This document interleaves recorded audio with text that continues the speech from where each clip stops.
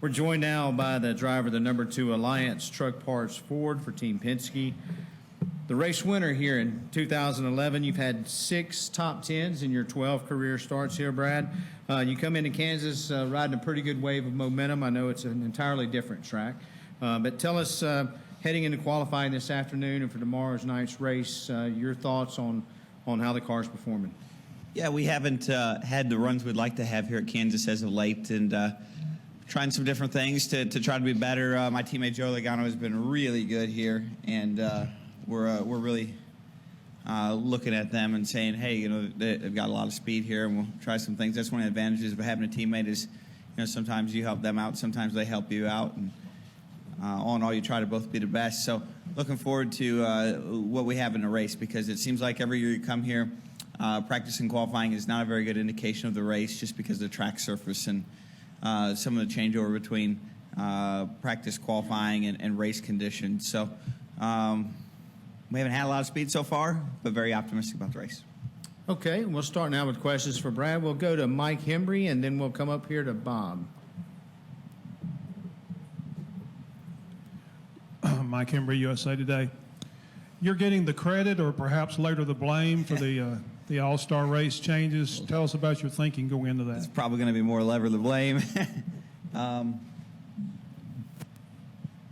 You know, I just had to, you know, someone reached out to me and asked me from the Charlotte Motor Speedway what we could do to make the races, you know, the best possible. And I put a little bit of thought into it. I know a group of drivers did as well, and we all kind of pitched in some ideas. And I don't know, maybe, I don't think I was all the ideas, but maybe the one that seems to catch everybody's attention.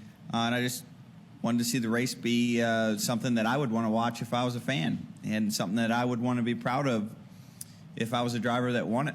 And, you know, quite honestly, I didn't feel like the formats of the past few years were that way. I didn't. And so when sitting down and kind of going over it all, I kind of have this overarching theme that I think our sport's its best when at the end of the day we have kind of what I call common wins where everybody's happy. And those are easy to say, hard to do, but I think they're out there. And a lot of times we get caught up with trying to make maybe one group happy, and we forget that the sport is more than one group. So for this, you know, particular format example, you know, the idea was, how do we make the drivers feel like they earned it and the fans feel like they saw a great race? And it was really kind of what it came down to. And putting the format together was, you know, I think somewhat of a collective initiative to do just that. So I feel really good about it. I think it's, I think what you're going to see in the All-Star race is going to be the modern day format of excellence for that type of race, because a lot of things have changed. It's not 1990 anymore. It's not 1992 anymore. And I think we've seen aerodynamics come in the sport and really make it, you know, so much more difficult to pass than ever before. And the format is meant to combat that challenge. There's probably an argument to be made that's a little bit gimmicky, yeah, and that's fair. But it's the All-Star race, and I kind of feel like the All-Star race gets a free pass on gimmicks to some extent. And it should be a short, fun, amazing race. And I'm feeling pretty optimistic that it's going to be the best race of the year. We're going to go up front to Bob here and just work our way back. Bob Hockris, ESPN. You said that a driver's going to have to earn it. What's going to make a driver have to earn it? Well, I mean, you're going to win the race one of two ways, most likely. And one of those two ways is going to be you're either going to drive through the field in 13 laps, which in my belief is earning it. You know, whenever you have to pass 12 or 13 cars over the course of 13 laps, that's a lot of passing.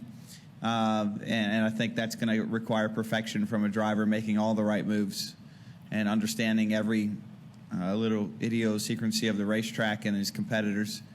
And vice versa, if a guy that's 11th or 12th or whatever that number ends up being gets the lead and runs away with it, he's going to have to drive his butt off, because he's going to have such a natural disadvantage with the scenarios that play out that I think it's going to be extremely difficult for him. So Either way, no matter who wins, you're going to have to fight hard. Where I think we've looked at the last few years' scenario, it was pretty simple. Win the restart into turn 1, you win the race. And I didn't feel like that was an earn it scenario. Go right here, Nick. Nick Bromberg, Yahoo Sports. You used the word gimmicky. So would attaching a chase berth to the All-Star race be too gimmicky, or because the All-Star race is gimmicky, is that not fair? Yeah, I don't think it's out of line. Yeah, I don't think it's out of line. I can't think of really very many scenarios where someone has, I guess maybe Jamie McMurray was one of them, right? He won an All-Star race too. That's a good point. I hadn't really thought about it, to be honest, but it seems fair to me. Seems like if you can win an All-Star race, yeah, it seems pretty fair. Yeah. We'll go to the back of the room to Lee, and then we'll work our way up the right-hand side. Where did you come up with the 13, the number 13 for that?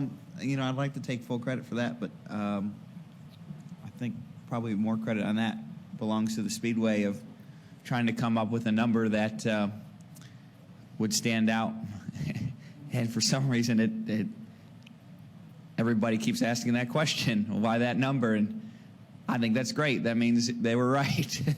And that it's not like some devil worshiping thing, I can promise you that. But when we looked at the number that it would take for a driver to drive through the field in the scenarios that we played out, on average, it's 8 to 12 laps. If you make a mistake, it could take as much as 15 laps. So that's kind of where I think the number came from, was trying to fit in between that 10 to 15 lap range, and that was a unique number that hit it and could generate some interest. You think flying under the radar this season has kind of helped you just focus on your racing program and not be taken in other directions? Yeah, and personal life too. You know, it's kind of good not having to deal with too much drama this year so far, but still pretty early, Lee. No, I did not look up demonstrative now. I was waiting for Nate to send it to me in a tweet. We'll go over here on the right-hand side to Jerry and then Alan. Jerry Jordan, Performance Racing Network. A couple questions real quick. The realignment with the schedule with Talladega and Kansas, and also going from 3 off weeks and losing that June off week. Does any of that affect you at all as a driver?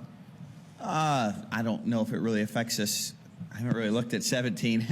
Still fighting really hard to get through 16. But, you know, I look at the first thought that I would say when you bring it up is I feel bad for a lot of the crew guys. I know they really enjoyed that week off. Don't get me wrong, I did too.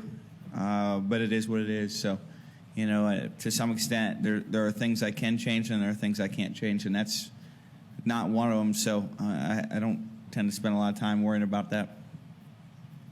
We'll go to Alan and Todd. Alan Cavana, Fox Sports 1.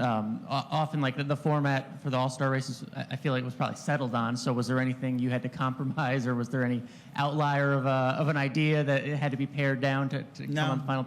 No, I thought the driver council did a good job of coming up with the draw at the end of the segment to make sure that whoever runs, you know, in that mid-range doesn't sandbag, because with that draw, you won't know where to sandbag to. And just finally, the track has changed. I mean, the new tire, new air package, all that stuff since last October. Could you feel it out there today? Is it a big difference?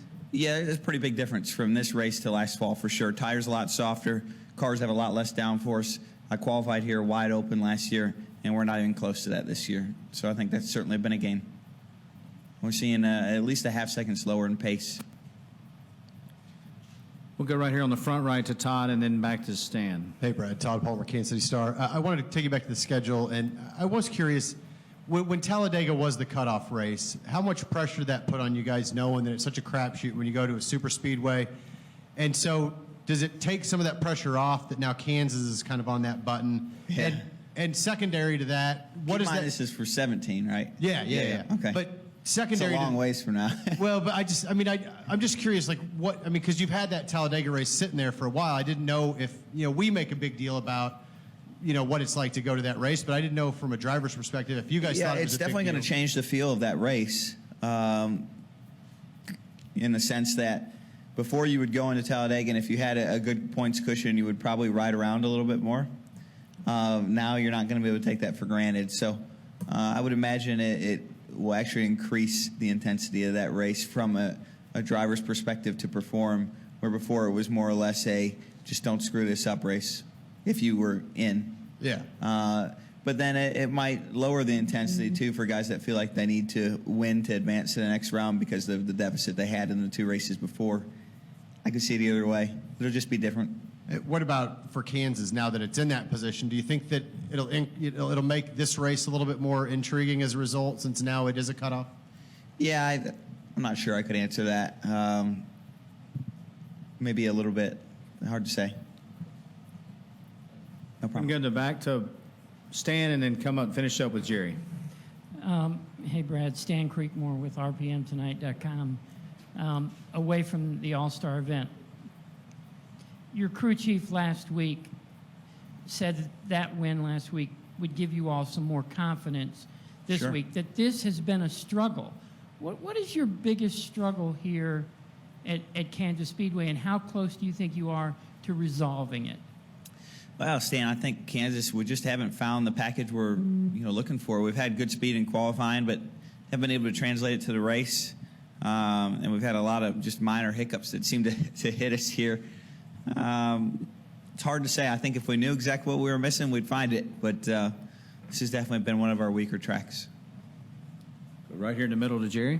Jerry Jordan, former Station Network, kicking the tires again. Want to fast forward 1 week this time. Just tell us about going into Dover. Your thoughts there with this new package. What can we expect? Yeah, Dover, gosh, that's going to be a handful. The cars were already a handful there. When we were kind of running through the list of tracks for lone downforce, there were a few where I think everyone probably said we would be okay if we left the rules the way they were in 15. And maybe Bristol, Martinsville, and Richmond, those type of places came up from time to time. And I would probably add Dover to that list. The cars were already pretty sideways there. But I don't think it's a bad thing. You're going to have to really drive them sideways again at Dover this year, even more. And I think that could make the race even better. So it ought to be something. Yeah, absolutely. We'll take one more from the very back here. Jim, you don't have no question? You're just hanging out? Okay, it's all right. Scott Trailer Racing Boys. Last year we were talking to you here in the media center, and I've used this phrase a few times, so I want to be clear. This is you speaking. You said Kansas Speedway has the biggest pucker factor getting off down into the corner. I don't know if you remember that. Last year, yeah. Yeah. So how much different is it this year compared to last year, and did it drop down the ladder a little bit on the pucker factor? Yeah, I would say for sure that the commitment level that causes the pucker factor has gone down because of less downforce. Like I said earlier, we ran wide open in qualifying here last year, and it was, whoa, I just barely made it. It's not going to be that way this year. The speeds are down a little bit, but the cars are actually harder to drive. So I feel more like a driver and less like a passenger than I did last year. Brad, thank you very much. Good luck this weekend. Thank you. Appreciate it, guys.